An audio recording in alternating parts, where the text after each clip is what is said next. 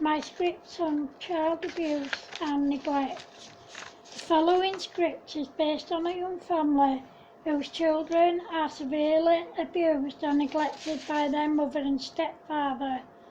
The children are Erin, aged 18 months, Eliza Jane, aged 3 years old, Alicia, aged 5 years old, Michael, aged 7 years old, and Sean, aged 9 years old. The mother's called Joanne, the stepfather's called John, the birth dad's called Carl, and the stepmother's called Grace.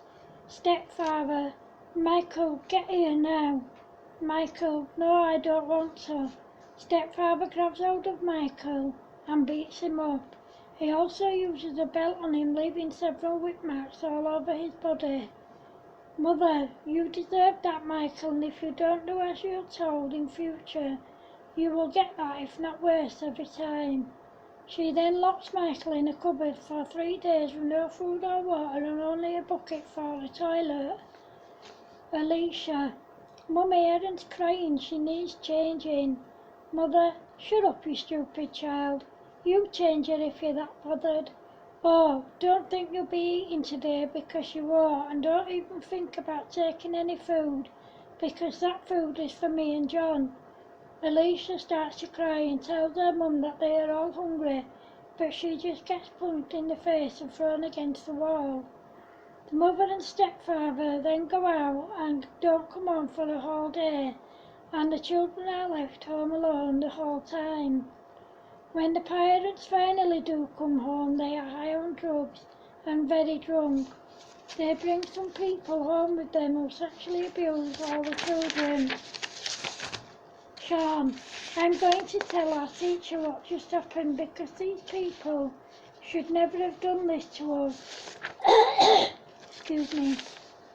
Mother: you tell anyone what goes on in this house and we will kill all of you. Have you got that? Sean: yes, Mum. Mother: me and John are going on holiday for a week and you kids are staying here. You are the oldest, so you best take care of all the others. You do not leave this house at all and you don't answer the door or the phone. Do you understand me? Sean: yes, Mum. The parents go away, leaving the children home alone with barely any food. Michael: Sean, we have no food left and Mum doesn't come home for 3 days.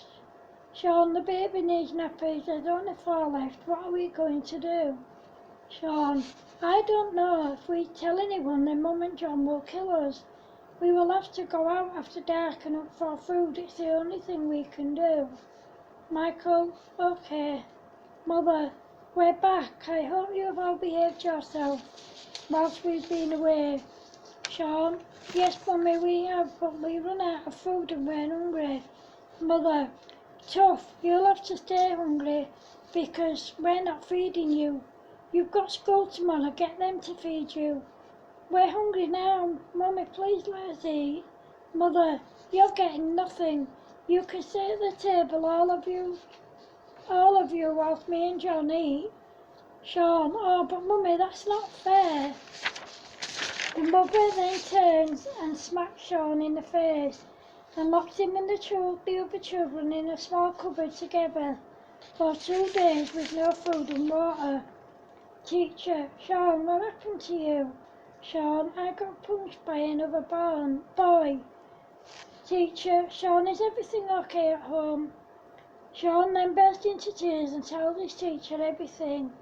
The teacher then rings the children's birth father and the social services. The birth father, Carl, had no idea what had gone on because he'd been working away and had left the children with their mum for 3 weeks. Social services removed the children from the home of their mother and stepfather and placed them back with their birth father. Carl: if I had have known what that bitch and him were capable of doing and that they'd do this to my kids, I would never have gone on that business trip. How would you kids like to come back and live with me for good? The kids: yes, please, Daddy. But what if Mummy and John finds us and hurts us again? Carl: I promise you that won't happen because both Mummy and John and all the others who hurt you have all been arrested and will be going to jail for a very long time.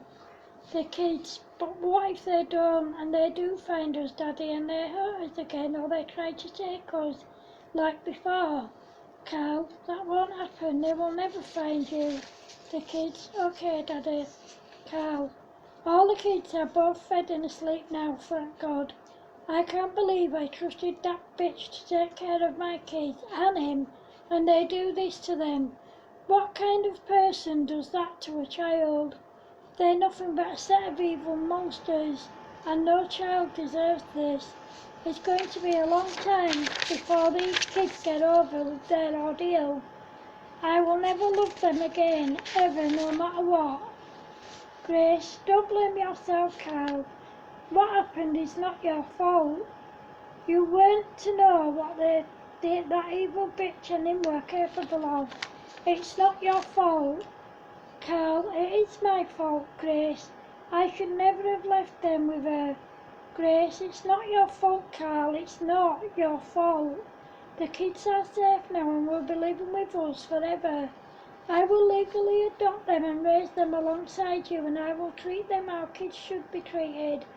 I will love them and treat them and raise them the same way I'm raising my own children, and I will class them as my own. Carl, really, Grace? You really want to do that? Grace, yeah, of course I do, Carl. I love those kids with all my heart. Carl, okay, we'll speak to them tomorrow after school. The court case starts tomorrow and the 3 older kids will be asked to give evidence in court. The police said this will be done via video link so that they don't have to see John and Joanne. Grace, yeah, I know. The case starts tomorrow. I hope they lock them all up and throw away the key so they can't ever harm a child or anyone again, ever. The trial went on for 2 weeks and the judge decided that Joanne and John and all the others were a danger to the public.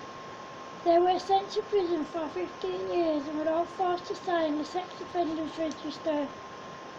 Carl, well, thank God that's all over with. Maybe now we can concentrate on helping the kids get over their ordeal and put it behind them. The counselling sessions start on Friday after school. Grace, yeah, I agree. Those poor kids have been through hell and back but are still smiling. The counselling will help them overcome their ordeal and with a bit of luck they'll put it behind them and move on with their lives. Carl, yeah, but it's going to be a long hard road before they overcome their ordeal. It will be hard for us all. There'll be no more business trips for me. If there is, then we will all go as a family and make it into a holiday. Grace, yeah, that sounds like a fine idea. Maybe we should go on holiday anyway. The school summer holiday's coming up in a week. Maybe we should go then. Carl, yeah, okay. The kids could do with a holiday. It will do them good. It will do them the world of good. I'll call and get some brochures tomorrow during my dinner hour. Grace, okay. The children did eventually overcome their ordeal, and all of them were legally adopted by Grace. All of them went on to do really well in school. They all went on to university. The boys now own their own building firm and run it side by side. Alicia is a fully qualified childminder and has her own childminding business. Erin is a policewoman and Eliza Jane owns her own hairdressing salon.